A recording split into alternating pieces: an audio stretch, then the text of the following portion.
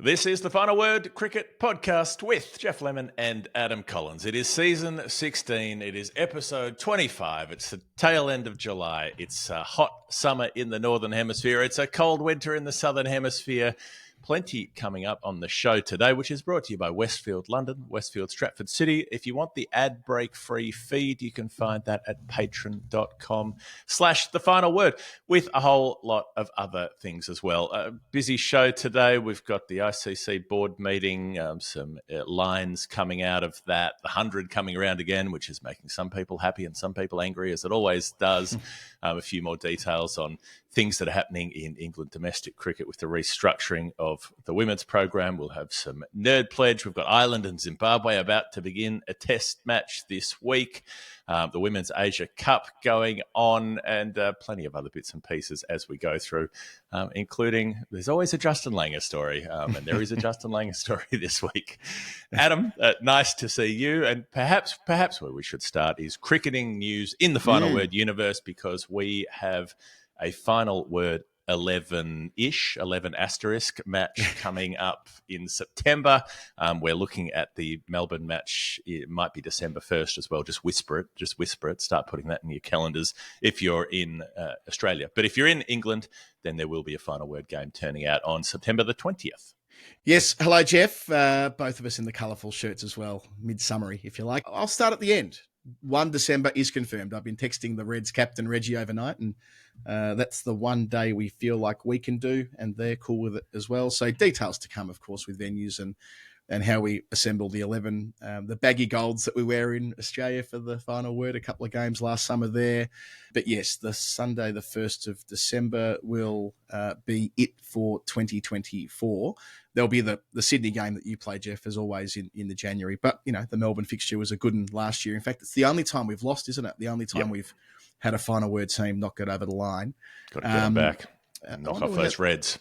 There's a bit riding on that game on the 20th of September in London as well, Jeff, because ODB 8 from 8 this season. We had another win on Sunday. It may. And you say we, but you have to go between teams here. This is another conflicting loyalties kind of situation. You know, who are you knocking off? Yeah, that's right. I'm captaining this Sunday as well, in the absence of a couple of others. That'll be the 9th game of the regular season and the 10th game.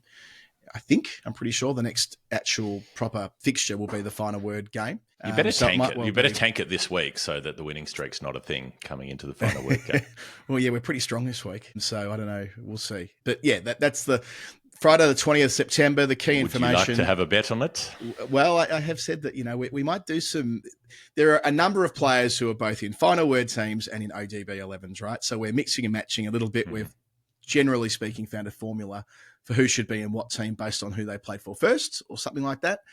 In this game, at least, we've got the Final Word 11 in Edinburgh between the 19th and the 21st of August. Shit, that's less than a month away. Better get busy with that. We're playing 3 games up there, one of which is for the tabs. And then, the game on the 20th. We've got an 11, which has become a 12 overnight, Jeff. We've got Dan Price, Tom Stewart, Max Dighton, Pat McKeon, myself, Richard Jansmore, Frank Keepfer, Will Day, Will Palmer, Guy Hornsby, Josh Timmins, and now the Smiths, Sean and Noah, who have been our Dublin representatives in the past. They're coming over for it. So one will play with the Final Word team and one will play with the ODB team. We'll work that out later. But Noah's a very good cricketer who plays first team stuff over in Dublin. So whichever team looks weaker on paper will probably get Noah. Then we've got Jack Rule and Big Al Edgar, who umpire, Graham Starkey as well. We've got Steve will take the photos with Caroline. We'll work out the scorer later. It's a nice, lovely Final Word event, so I can only encourage you to put it in your diary. It always turns into a big night as well, with money behind the bar at Dulwich and so on. So that will be 20 September. I'm excited to say that for the first time I will actually be able to be there at one of these England games, because this is during the Australia White Ball Series. There's a game in Nottingham the day before and a game in Leeds the day after. So I'm going to somehow try to thread the needle to get down from Notts the night before, be at the game, and then probably get back up on the late train to Leeds the night after, which could be interesting. Yeah, that could be a test. I wasn't game to announce that. Usually you're pretty reluctant to say what you're going to do ahead of time and to commit yourself to stuff. But the fact that you've now said it means you've locked it in. So, yeah, we have got 12. It'll become 13 with you. How we'll manage that, I don't quite know. That maybe you bowl the the first over or something like that, like throwing out the first pitch, some ceremonial duty, or maybe you go out and open the batting.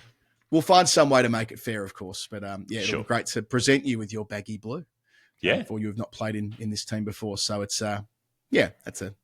that's a nice thing. On other final word admin, I should note before we move on, we've got some live shows to announce. Lots and lots of live shows to announce. So I'm not game to do that today in case we've not formally locked in every venue. I'll check with Tom who runs that for us. But we will be able to tell you very soon how to watch the Final Word live across Australia through the summer of 24-25. Well, what we can say is there will be one for every test match. There will be 5 live shows. There will be Perth, Brisbane, Adelaide, Melbourne, Sydney. All of those will happen. Generally, it'll be the night before-ish, thereabouts, but not entirely. Not really. Well, Melbourne's won't be. Melbourne's will be the same weekend as the game, right? So if things go to plan, it's going to be the final word game. Massive final word weekend. It'll be, that's right. It'll be, again, I feel almost reluctant to say this out loud in case it falls through, but all things being equal, 29th November, final word show, 1st of December, final word game. So Friday, Sunday, doubleheader. We'll see.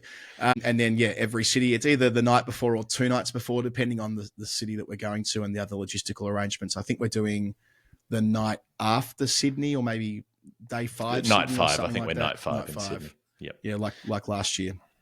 So that week. The full details will come soon, but just start pricking your ears up for that, because whichever city you're in finally, we will actually have a show in each of those. We've done Adelaide, Melbourne, Sydney before, but we're finally branching out.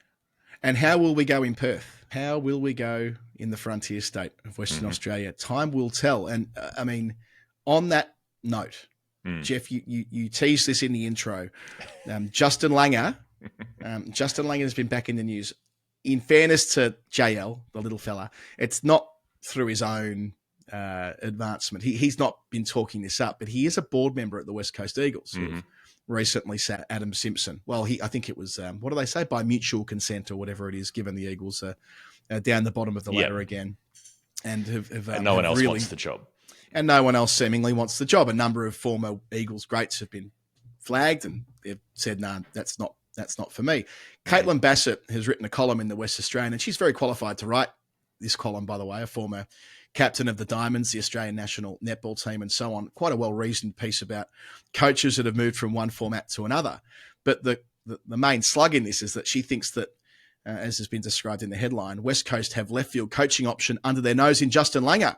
Should the Eagles appoint JL as head coach and go full Ted Lasso? Jeff, your thoughts? Well, look, I don't want to hop into Caitlin for this particular line of argument, because it is actually quite a reasonable piece when you read past the headline, which essentially the argument is that sports can get something useful out of people who excel in other sports, in the administration of other sports. It doesn't mean that you don't have something to offer, and I think that is true. But I don't know whether this was an editorial desk decision or whether Caitlin firmly believes that Justin Langer is the way to go for the Eagles. But clearly that was the thing that was going to draw most eyeballs to the article, and it has worked because we're talking about it. So here we are. The bait was on the hook and is now lodged in our esophaguses.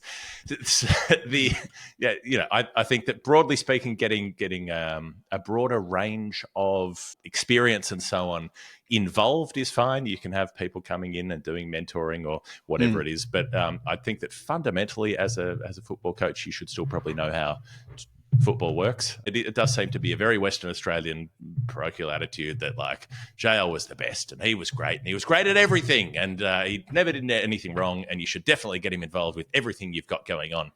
Moving on into the future, and it just doesn't tally with the experience of the players. The kind of stories that have come out of that Australian dressing room do not suggest to me that this would be a path to success for another organisation.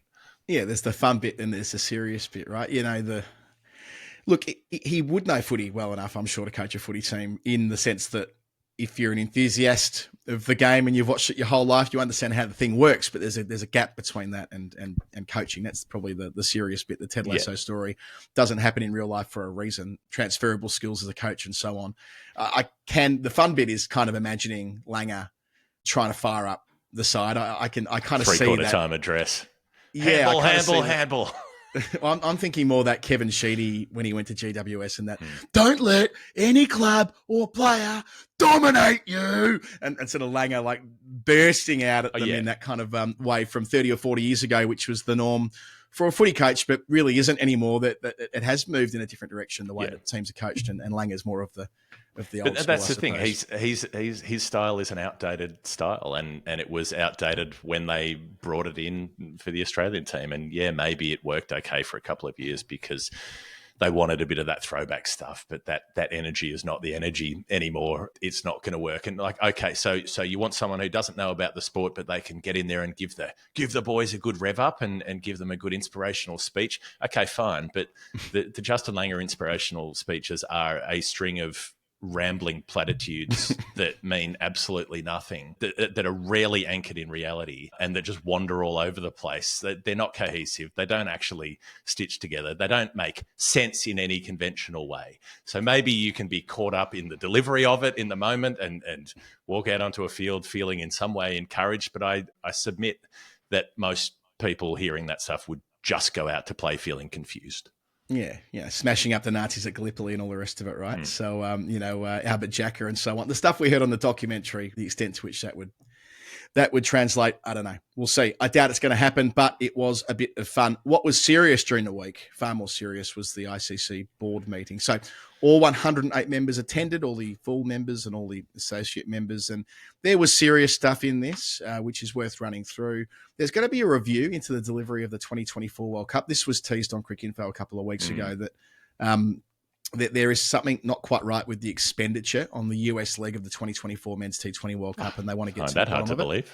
Because what they've done is they've compared, again, according to reports, they've compared how much it costs to put on the USA operation versus what it costs to put on the bit in the Caribbean, and they've seen a discrepancy. And they've got a couple of directors to look at it, including Roger Toos, who was one of the stars of the 1999 World Cup, who we spoke about quite a bit at the time when making that documentary. But 3 directors will go in there and work out what was going on there.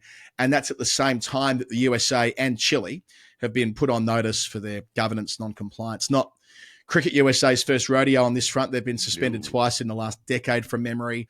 There's a possibility, I suppose, therefore, they'd be suspended again. And the timing's interesting because they've just hosted the World Cup. And I don't know, I feel like that was a really positive thing in the end. Like, I feel quite buoyed, and we've spoken about this on the show in the aftermath in our wash-up episode, that I felt quite upbeat about what might be possible in the States. It's a shame that at the same time as that, there is stuff going on off the field that the ICC aren't happy with. The MLC is going well at the moment in terms of the players it's attracting, the money that's being invested there, and the crowds they're getting, reportedly. Again, I've not seen it, but I've read some stuff about it being much better than last year. So all these things are happening at the same time, and it doesn't augur well for USA cricket. It's curious. So yes, USA cricket and cricket Chile. The difference there being that the Chileans did not just host a World Cup with some tens of millions of US dollars in revenue coming in. How much of that the US organisation is supposed to keep, I don't know. But if there's a time to be under scrutiny, this is it. Without knowing the detail of it, I will make the suggestion that the Caribbean leg of things didn't have to pay for basically the US military to turn out in New York City, apparently. The ridiculous overbearing security presence that I'm sure got billed back to the hosts of the tournament. I'm sure they found a way to, as police departments tend to do, to milk as much cash out of anybody putting on an event as they possibly can.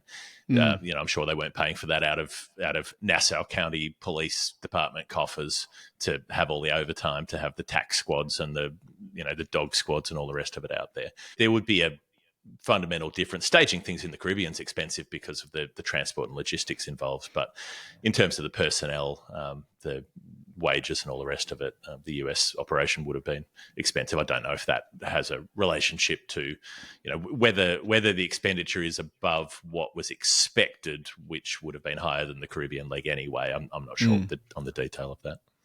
So on other World Cup stuff looking forward, the women's tournament is being expanded to 16 teams by 2030, which is great. I mean, we've been arguing for that for ages. So there are 10 in Bangladesh this year. So that's quite a big jump, 10 to 16 in the space of, I guess it'll be 3 World Cup cycles, which is, there's nothing wrong with that. They've been ambitious by making the men's comp 20 this year, and we were all the better for it. The men's qualifications being changed as well. I'm not quite sure what this means in practical terms. Like, I'm not sure how it'll affect things, but there are going to be 3 teams out of the East Asia Pacific combined, rather than 2 from Asia and 1 from East Asia. So I assume it's going to make it trickier for one subset or the other. They had the East Asia Pacific grouping, which was where you've got your Pacific Island countries, your Vanuatu and so on, which were all in a group with PNG, which essentially meant that PNG had almost guaranteed qualification, right? They had the strongest side in that environment by a long way, and the best funding by a long way. So it was pretty much a gimme qualification for PNG. It means that'll now be rolled into the East Asia qualification, which will make it harder for Papua New Guinea to qualify. I see. It's a bit like when in football, in men's football, there was always the half a spot for Oceania, where Australia would always get, almost by default, having to beat, I guess it was New Zealand, wasn't it? Then they'd get beaten by the team in South America, be it Argentina or Uruguay, whatever it was, at the last hurdle. Iran once as well, when they played in the different group for 97, 98. But it might be that, if you're PNG, you've now got to fight a bit harder to make it through. So we'll keep an eye on that. And I mean, interesting and not unusual, but no words in the ICC statement devoted to Afghanistan. Doesn't mean it wasn't discussed. I want to stress this point. In the past, they've been careful not to put out public words about Afghanistan because they feel like it's just lighting the touch paper. And usually what happens is one of the journos speaks to one of the members, and then we get the full write-up of what really happened about Afghanistan. So I'm not saying that necessarily is what played out here, but if there were conversations about Afghanistan's ongoing status, in all probability, we'll get the skinny on that at some stage. But nothing in the official communique, as they would call it. Well, if there were conversations, it won't have been around status, because there'll be, there is no question that Afghanistan have the support of a bloc within the voting, among the voting members, and their status will stay as it is. If there was any discussion, it would probably be about optics. Like maybe they will have talked about this refugee team idea that was put forward by the Afghanistan women's players a few weeks ago. But the lack of any public statement, the lack of actually addressing it ever at any point, like the idea that if we just keep kicking this down the road, people will forget about it. It is the most disgraceful and shameful episode in the entire history of the ICC. I think it's absolutely gutless from everybody involved. I'm disgusted by them and by their stance on this, by their complete lack of any action on this, and it just doesn't improve. Nothing happens every time this story comes around. Every time the board meetings come around, nothing happens and nothing happens and nothing happens, and it's a deep shame that all of those people should carry for the rest of their lives. I wonder whether the suggestion that it is doing the rounds, and we discussed it a fortnight ago about having the refugee team, the open letter that was written from the players who are exiled in Australia at the moment. The Olympic Games are coming up this week, and it's not without precedent for athletes from war-torn nations to compete under the Olympic flag. So I remember well the unified team in the 92 Winter Olympics and Summer Games, for example. But that's, the Afghanistan Olympians have competed under that flag before. There does feel like, again, it's not perfect. Nothing about this is perfect, but there does seem like a solution in the short term could be to afford these Afghanistani women status by having them play under the ICC flag or a variation of it, being based out of Australia, which shouldn't strip them of too much paint. That shouldn't be too much of a concession. However, it's what's frustrating, and what you're alluding to there is the block problem. It's the voting problem. It's the power, the acquisition and implementation of power, soft and hard, which means that the probability of something like this getting up, well, it would require India providing consent to it. And, well, I haven't seen any formal response from the BCCI, but I can anticipate what it would be given how closely they've supported Afghanistan and vice versa since what happened a couple of years ago. Yeah, and given that, essentially at some point it would involve needing to take some amount of funding, whatever it was, from the Afghanistan share of the pie to allocate to this, or to find it from somewhere else. And neither of those things are things that most of the voting countries are keen on. None of them want to give up any of their own cash, and none of them want to potentially give up any control of their share by setting a precedent where the ICC is able to institute control of some portion of somebody's share. The other thing to keep an eye on here is the suggestion there might be a tournament in PNG. Just a little whisper I heard during the week. There could be a tournament in PNG that's not necessarily an ICC tournament, which might pave the way for this Afghanistan team playing. But anyway, we'll do more research on that, and we'll find out what's what.